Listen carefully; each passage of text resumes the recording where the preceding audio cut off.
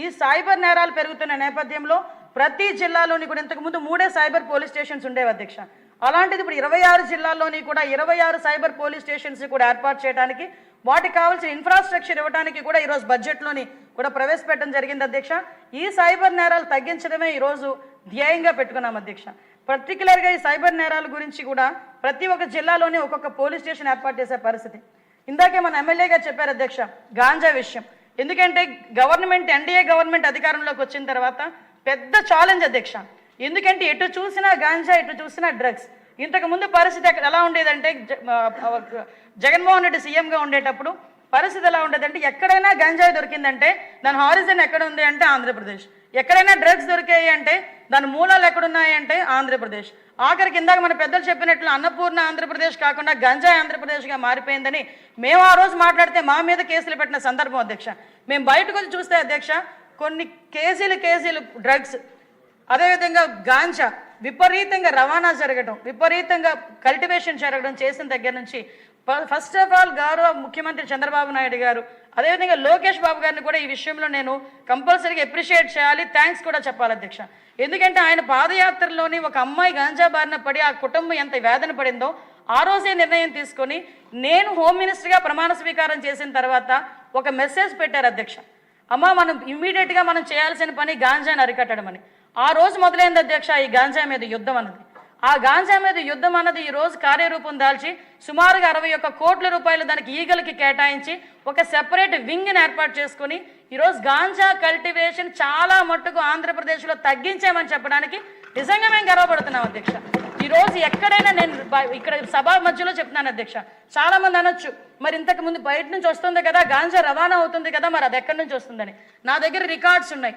అంటే ఒక రాష్ట్రం గురించి ఎలిగేట్ చేసేటప్పుడు మేము కొన్ని సిస్టమ్స్ పాటించాలి కాబట్టి కొన్ని సందర్భాల్లో మాట్లాడలేకపోతున్నాం అధ్యక్ష. కానీ రికార్డ్స్ పరంగా చూసుకుంటే అధ్యక్ష ఇప్పుడు వరకు గాంజా రవాణా ఏదైతే జరిగిందో ఆ రవాణా అన్నది మ్యాక్సిమం ఒరిస్సా నుంచి మనకి ఇక్కడికి వచ్చిందే తప్పించి మన రాష్ట్రంలో ఉండి గాంజా అక్కడి నుంచి మన బయటకు వచ్చిన పరిస్థితి అయితే ఇప్పటి వరకు కనిపించలేదు అధ్యక్ష. ముఖ్యంగా గాంజా అరికట్టడంలో అధ్యక్ష ఏదైనా విజనరీ నాయకుడు చంద్రబాబు నాయుడు గారు అన్న విషయాన్ని సార్థకత చేసిన పరిస్థితి అధ్యక్ష. డ్రోన్స్ కల్చర్ని బయటకు తీసుకురావడం అధ్యక్ష. బుడమేరు లాంటి వరదల సహాయంలో డ్రోన్స్ని తీసుకొచ్చి ఆహారాన్ని పంపిణీ చేయొచ్చు అని ఏ నాయకుడికి కూడా తట్టు ఉండదు అధ్యక్ష. పోనీ ఆ రోజు డ్రోన్స్ని ఉపయోగించి మనం ఆహార పొట్లాల పంపిణీ దగ్గర నుంచి ప్రజల సంక్షేమం గురించి మనం ఉపయోగిస్తే అదే డ్రోన్స్ని ఉపయోగించి నేరాలను ఎందుకు అరికట్టలేము, ఎందుకు గాంజాయిని అరికట్టలేము అని చెప్పి డిపార్ట్మెంట్ వాళ్ళకి కూర్చొని ఆయన పెద్ద పోలీస్ ఆఫీసర్లా ఈరోజు అందరికీ కూడా సూచనలు ఇచ్చి ఈ రకంగా వెళ్ళండి అని డాట్ టు డాట్ కనెక్ట్ చేసి ఇచ్చిన పరిస్థితి అధ్యక్ష. ఈరోజు ఆ రిజల్ట్ మేము చూస్తున్నాం అధ్యక్ష. ఎక్కడైనా గాంజా సాగు ఉన్నది అనుకుంటే అక్కడికి డ్రోన్స్ ద్వారా పంపిస్తే డ్రోన్ వస్తే వెనకాతలి పోలీసు వస్తారని భయపడి వాళ్ళు సాగు చేసుకున్న వాళ్ళే ఆ గంజాయిని వాళ్ళే ధ్వంసం చేసుకునే పరిస్థితులు ఈరోజు క్రియేట్ చేశారంటే అది ఈరోజు ఆధునికీకరణ ఉపయోగించుకొని టెక్నాలజీ ఉపయోగించుకొని గాంజాని అరికట్టడంలో ఉండే పరిస్థితి అధ్యక్ష. ఈరోజు గాంజా మనకి ఏదైనా గాంజా ఉపయోగించిన గాంజా సరఫరా చేసిన ఈరోజు పీడీ యాక్ట్ పెట్టాలని లాస్ట్ అసెంబ్లీలో తీర్మానం పెట్టుకొని గాంజా ఎవరైతే తీసుకుంటున్నారో ఎవరైతే రవాణా చేస్తున్నారో ఎవరైతే పండిస్తున్నారో వాళ్ళందరి మీద కూడా పీడీ యాక్ట్ పెట్టడానికి కూడా ఈరోజు మనం సిద్ధపడి ఈరోజు అది కూడా సెంట్రల్ గవర్నమెంట్కి పంపించుకునే పరిస్థితి ఉంది అధ్యక్ష. అంటే గాంజా విషయంలో ఎవరిని కూడా టాలరేట్ చేయము. ఈగల్ని ఏర్పాటు చేయడమే కాకుండా దానికి ఒక ఐసీ లెవెల్ ఆఫీస్ని ఏర్పాటు చేసి 61 కోట్లు వాళ్ళకి సపరేట్ వింగ్ అధ్యక్ష. 30% ఫిట్మెంట్ ఇచ్చి మరీ ఈరోజు ఈగల్కి సపరేట్గా ఒక వింగ్ని ఏర్పాటు చేసుకొని ఈరోజు వెళ్ళే పరిస్థితి ఈరోజు కనిపించింది అధ్యక్ష. దానిలోని కూడా ఈరోజు అందరు అధికారులని విత్ ఫుల్ ఎక్విప్మెంట్తో వెళ్ళే పరిస్థితి ఉంది అధ్యక్ష.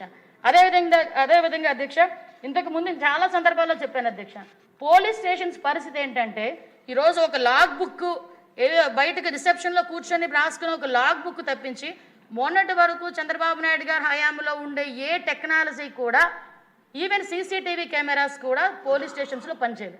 మళ్ళీ ఈరోజు ఎంత దారుణం అంటే అధ్యక్ష ఒక నిందితుడిని పట్టుకోవాలి, ఏ బేస్ మీద పట్టుకుంటాం నిందితుడిని పట్టుకోవాలంటే ఫోరెన్సిక్ డిపార్ట్మెంట్కి సంబంధించిన క్లూస్ ఉండాలి, లేదంటే ఫింగర్ ప్రింట్ ఐడెంటిఫికేషన్ సిస్టమ్ ఉండాలి, పామ్ ఐడెంటిఫికేషన్ సిస్టమ్ ఉండాలి.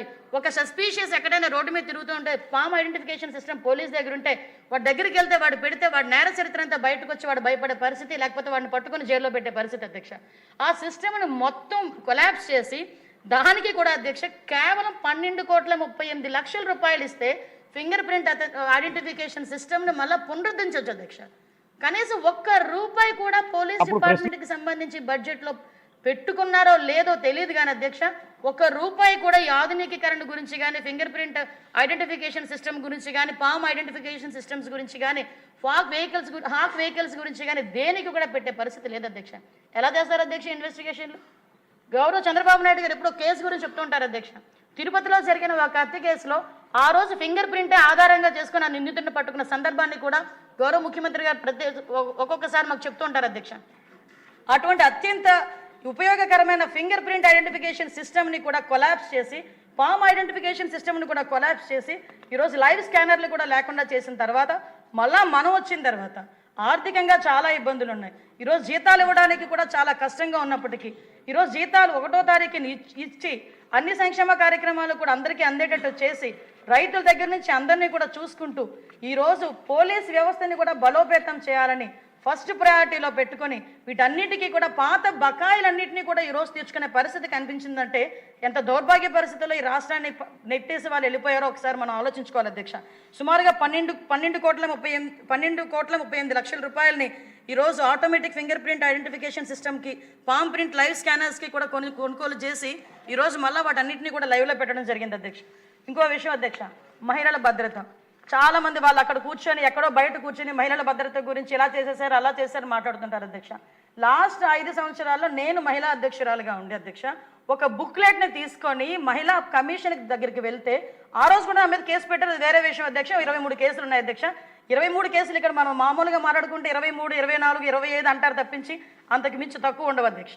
ఆ కేసుల వివరాలు పక్కన పెట్టుకుంటే ఆ రోజు నేను తీసుకెళ్ళి ఒక బుక్ విత్ డీటెయిల్స్ ఇచ్చాను అధ్యక్ష. ఏ రోజు ఏ అమ్మాయి ఎక్కడ అఘాయిత్యం జరిగింది, కేసు నెంబర్ ఏంటి, లేకపోతే పట్టుకోకపోతే ఆ అమ్మాయి డీటెయిల్స్ ఏంటి అన్నది కూడా ఇస్తాను అధ్యక్ష. ప్రతి 8 నిమిషాలకి అధ్యక్ష, ప్రతి 8 నిమిషాలకి ఒక అఘాయిత్యం జరిగిన సందర్భం అధ్యక్ష. ఆ రోజు కనీసం పోలీసు వ్యవస్థని ఆ అఘాయిత్యాలు ఎక్కడైతే జరుగుతున్నాయో, మహిళల మీద అఘాయిత్యాలు జరుగుతున్నాయో వాటి మీద దృష్టి పెట్టడం మానేసి, తెలుగుదేశం పార్టీ వాళ్ళ లీడర్స్ ఎక్కడ బయటకు వస్తున్నారు, దేని గురించి మాట్లాడుతున్నారు, వాళ్ళ పార్టీ ఆఫీసుల మీద దాడి చేద్దాము, లేకపోతే చంద్రబాబు నాయుడు గారి ఇంటి మీద దాడి చేయిద్దాం అన్న కాన్సెప్ట్ తప్పించి మహిళల భద్రత గురించి ఆలోచించిన పాపాన పోలేదు అధ్యక్ష. ఆ మహిళల భద్రత ఈరోజు ధ్యేయంగా పెట్టుకున్నాం అధ్యక్ష. ఏ ఆడపిల్ల వైపు అయినా ఎవడైనా తప్పుగా చూసినా కూడా అది క్షమించరాని నేరం. దీనికి మా ప్రభుత్వం ఎప్పుడూ కూడా ఒప్పుకోదు. ప్రతి ఒక్క ఆడబిడ్డ రక్షణే మాకు ధ్యేయంగా మేము పనిచేస్తున్నామని ప్రతి సందర్భంలోని కూడా గౌరవ చంద్రబాబు నాయుడు గారు మాట్లాడడం మనందరికీ కూడా తెలుసు అధ్యక్ష.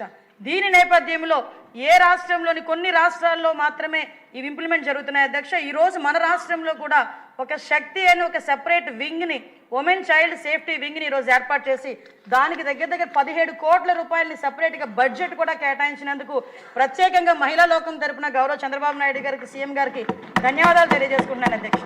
ఒక ఐసీ ర్యాంకర్ ఆఫీసర్ని ఏర్పాటు చేసి దానికి సపరేట్గా ఒక వింగ్ని ఏర్పాటు చేసి, ఏదైతే కౌన్సిలింగ్ సెంటర్స్ ఇంతకు ముందు ఒక కేసు పెట్టామంటే గుంపులో గోవింద లేదు అధ్యక్ష ఆడపిల్లల కేసుల గురించి కూడా, కానీ ఈరోజు అలా కాదు అధ్యక్ష. వాటిని సపరేట్గా డీల్ చేసే పరిస్థితి కూడా ఈరోజు కనిపించే పరిస్థితి మీకు ఈరోజు కనిపిస్తుంది అధ్యక్ష. అదేవిధంగా ఒక యాప్ను కూడా మొన్ననే ఉమెన్స్ డే రోజు ఉమెన్ అందరికీ, మహిళలందరికీ కూడా కానుకగా శక్తి యాప్ను కూడా ఆ రోజు మనకు ఓపెన్ చేయడం జరిగింది అధ్యక్ష. ఆ శక్తి యాప్ ద్వారా కూడా మహిళల రక్షణ ధ్యేయంగా పెట్టుకొని ఈరోజు శక్తి యాప్ను కూడా మేము పెట్టాము. ప్రతి దగ్గర కూడా శక్తి యాప్ గురించి ప్రతి కాలేజీల్లోని కూడా ఈరోజు మోటివేషన్ క్లాసెస్ కూడా అవుతున్నాయి అధ్యక్ష. ఆ యాప్ను డౌన్లోడ్ చేసుకోమని ప్రతి చోట కూడా మేము చెప్పే పరిస్థితి ఉంది అధ్యక్ష.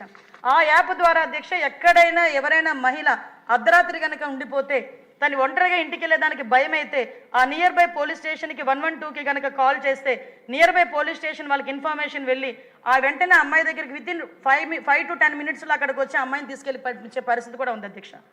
అదే అధ్యక్ష నైట్ షెల్టర్స్ అధ్యక్ష. కొంతమంది ఆడపిల్లలకి బస్సులు దొరక్క ఎక్కడికైనా వెళ్తూ కూడా నైట్ ఎక్కడ వెళ్ళాలో కూడా తెలియక, ఎక్కడికి వెళ్తే ఏ ప్రాబ్లం వస్తుందో కూడా అర్థం కాక కొంతమంది నడి రోడ్డు మీద ఉండిపోతే ఎటువంటి అఘాయిత్యాలు జరగకుండా నైట్ షెల్టర్ కూడా వాళ్ళు ఆప్షన్ పెట్టుకుంటే నైట్ షెల్టర్ కూడా ఇచ్చే పరిస్థితి కూడా ఈరోజు తీసుకొచ్చాం అధ్యక్ష. నిన్ననే మేము అనకాపల్లి జిల్లాలో అధ్యక్ష శక్తి టీమ్స్ని కూడా మేము ఏర్పాటు చేసుకున్నాం అధ్యక్ష. నిజంగా మహిళా కానిస్టేబుల్స్ అధ్యక్ష నిజంగా పులిల్లా పనిచేస్తున్నారు అధ్యక్ష. వాళ్ళు నిజంగా ఒక ట్యాబ్స్ పట్టుకున్నారు అధ్యక్ష. నాకు డిమో కూడా చూపించారు. ఎక్కడైనా ఒక అమ్మాయి మీద ఏదైనా అఘాయిత్యం జరుగుతున్నట్టు కానీ, ఈవ్ టీజింగ్ జరుగుతున్నట్టు కానీ తెలిస్తే వాళ్ళు 112కి ఇంతకు ముందు 112కి ఫోన్ చేస్తే కంట్రోల్ రూమ్కి వచ్చి వాళ్ళ అక్కడ నుంచి వేరే ఫోన్ కాల్ ద్వారా అవతల వాళ్ళకి ఇన్ఫర్మేషన్ వెళ్ళేది అధ్యక్ష. ఇప్పుడు అలా కాదు అధ్యక్ష, డైరెక్ట్గా ఆ నియర్ బై పోలీస్ స్టేషన్కి ఆ నియర్ బై పరిధిలోకి ఉన్న వాళ్ళకి అలర్ట్ వస్తుంది. రూరల్ ఏరియాలో అయితే 15 నిమిషాలు టైం పడుతుంది. అదే టౌన్ ఏరియాలో అయితే 5 నుంచి 10 నిమిషాల్లో ఎక్కడైతే వాళ్ళు 112 కాల్ చేశారో ఆ లొకేషన్కి వెళ్ళి వాళ్ళని రక్షించే బాధ్యత కూడా ఈరోజు శక్తి టీమ్స్ తీసుకుంటున్నాయి అధ్యక్ష. వాళ్ళకి సెపరేట్గా కూడా ఈరోజు ఒక టీమ్స్కి కూడా వెహికల్స్ కూడా ఏర్పాటు చేసి ముందుకు తీసుకెళ్లే పరిస్థితి కూడా ఈరోజు కనిపిస్తుంది అధ్యక్ష. ముఖ్యంగా అధ్యక్ష, ఇందాకే సభ్యులు అడిగారు మౌలిక సదుపాయాల గురించి అడిగారు అధ్యక్ష. నిజంగా అధ్యక్ష ఈరోజు పరిస్థితి ఎలా ఉందంటే పోలీస్ స్టేషన్స్ కొత్త జిల్లాలకి ఎస్పీ ఆఫీసులు కూడా లేవు అధ్యక్ష. మీ భీమవరం ఎస్పీ ఆఫీస్ కూడా మరి దారుణమైన పరిస్థితిలో ఉందని ఎస్పీ గారు కూడా చెప్పున్నారు అధ్యక్ష. ఇలాంటి వాటికి కూడా పర్టికులర్గా అధ్యక్ష సుమారుగా 50 కోట్ల పైన ఈరోజు బడ్జెట్లో కేటాయించి ఎక్కడైనా పోలీస్ స్టేషన్ శిథిలావస్థలో ఉన్న వాటిని కూడా కొన్ని చోట్ల మీరు ఇందాక అన్నట్టు పబ్లిక్ పార్టిసిపేషన్తో కూడా కొన్ని చోట్ల పోలీస్ స్టేషన్స్ కట్టడం, సిఎస్ఆర్ నిధుల ద్వారా కూడా కొన్ని చోట్ల పోలీస్ స్టేషన్స్ కట్టడం, కొంత పార్ట్ గవర్నమెంట్ కూడా కేటాయించి పోలీస్ స్టేషన్స్ పునరుద్ధీకరణ గురించి కూడా ఈరోజు మేము సిద్ధంగా ఉన్నాం అధ్యక్ష. అదేవిధంగా అధ్యక్ష 4 ఇండియన్